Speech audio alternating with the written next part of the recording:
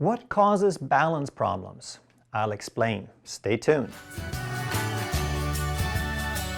Hey, I'm Dr. Ekberg with Wellness for Life, and if you'd like to truly master health by understanding how the body really works, make sure that you subscribe and hit that notification bell so that you don't miss anything. Balance is a really big deal because when you don't have it, life becomes a challenge. And more so, falling is the #1 cause of traumatic death in the elderly. And we're all heading that way, so it'd be good to know something about balance so that we can practice and improve it before it's too late. So I'm going to start by explaining the mechanics and the components of balance, and then we're going to move into some exercises so that you can learn how to improve these things yourself. So when you're standing up and you're just relaxing and maintaining your balance, it looks as though you're kind of standing still, but you're always falling a little bit. You're falling forward and back and right and left, but your body is compensating so quickly. Your brain is processing and compensating so quickly that it looks as you're standing absolutely still. And the obvious example of when that isn't working so well is if someone is drunk, because now they're not compensating so fast and they're moving all over the place. And in the case of being drunk, obviously the alcohol is interfering with the cortex and the cerebellum, so your body can't process appropriately. But there's all kinds of other reasons why you may not be able to process, including degeneration. Neural degeneration happens to all of us, and we want to make sure that we slow it down so we have as much left as possible for as long as possible. So let's look at the components. In order for balance to work, your brain needs information, and there are 3 inputs. We have vision, we have vestibular input, and we have proprioception. So vision is pretty obvious. It's you look and you see what things look like, and the brain uses that information to maintain balance. Vestibular, that's the inner ear thing. That's your semicircular canals and the cells that transmit that information to the brain. And this is the classic place for, in the medical world, they always focus on the inner ear first, because if you have Meniere's, if you have an inner ear infection, if you have those stones are a little bit off kilter, then you could have balance problems. You could have vertigo and dizziness and nausea and things like that. But that's only one part, and those are actually kind of rare. Most balance problems and most vertigo is more subtle, and it's a problem with degeneration or incorrect or not enough capacity to process. And the last one is proprioception. So your body sends information to the brain all the time, and proprioception is all the information that every fiber and every cell is sending to your brain so that your brain knows where the stuff is. And your brain has never heard or seen or touched or felt anything. The brain only knows where the body parts are because the body parts are sending information to the brain, and that's called proprioception. So when all of this is working, we have great balance. We have the visual, the vestibular, and the proprioceptive input. The brain takes all of that input, it processes hundreds of millions, billions bits of information every second to create a picture, to send information to the musculoskeletal system, which is, of course, all the joints and muscles. And then all of those cells, all those body parts have receptors that they send information back to the brain in the form of proprioception. So it's a continuous loop that allows the brain to know where things are and to maintain balance by issuing the appropriate commands. So poor balance is when any one of these steps is compromised.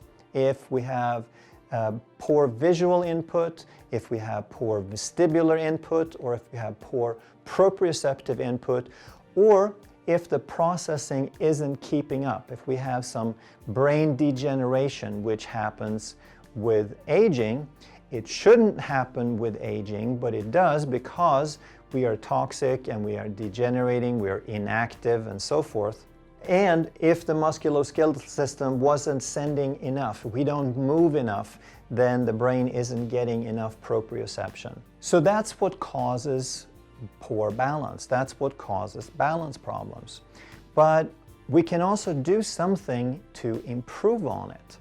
And the visual is the least commonly involved because most people are so online with their vision. That's not something that varies a whole lot.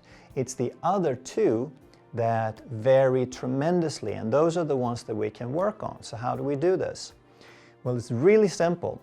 So when you do this exercise, you want to go where you can hold on to something. I recommend a door frame so that you can stand securely in the middle and hold on to both sides while you're trying these things out. You also, if you have some balance issues or if you're not real sure, make sure that you have someone with you to watch you and catch you and guide you and let you know what's happening. But at least start with the door frame so you can hold on tight. And then what you do is you close your eyes. And now what happens is you're taking out 1/3 of the input for balance. So if the other two parts are working perfectly, then 2 out of 3 is still enough. If I close my eyes now, then I still have good balance. And you may be able to see a very slight sway, but probably not much at all. People who have balance problems, again, you don't want to do this without having someone watching, but if you close your eyes, you'll probably start seeing about a 1/2 inch or an inch of sway. And it might be more to one side, and that indicates that the problem is more one-sided, which is very typical. So then what you do is you hold on to the door frame and then you lift one leg. So you lift one knee, so you're standing on one leg, and then you hold on, and you hold on very lightly, and then you close your eyes. And what you notice is that that foot starts acting, it starts working a lot. The muscles start working twice as hard, they start working really, really fast. And what they're doing is they're increasing the proprioception. So because we took the vision out, we are relying on the other two. Now they have to increase their activity to keep up.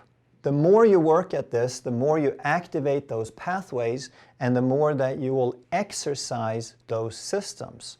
And if you exercise them on a regular basis, then you increase the strength of those pathways. It's just like a muscle you work out. If you work out a muscle, it grows bigger. If you work out a pathway, it grows bigger and it gets better. So by taking out the vision, we can improve, we can strengthen those other two.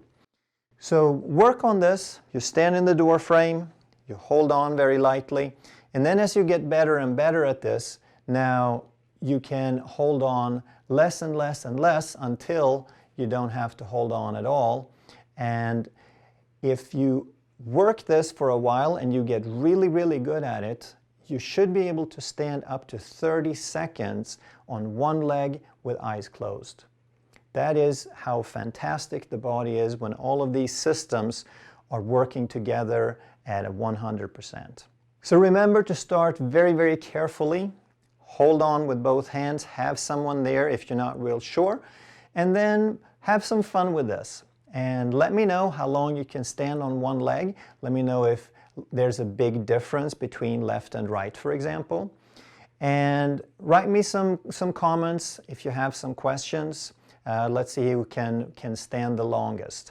If you're new to this channel and you enjoy this kind of information, make sure that you subscribe and hit that notification bell so that we can keep this content coming your way. And most importantly, this information, every video on this channel is about improving your health. It's about saving lives.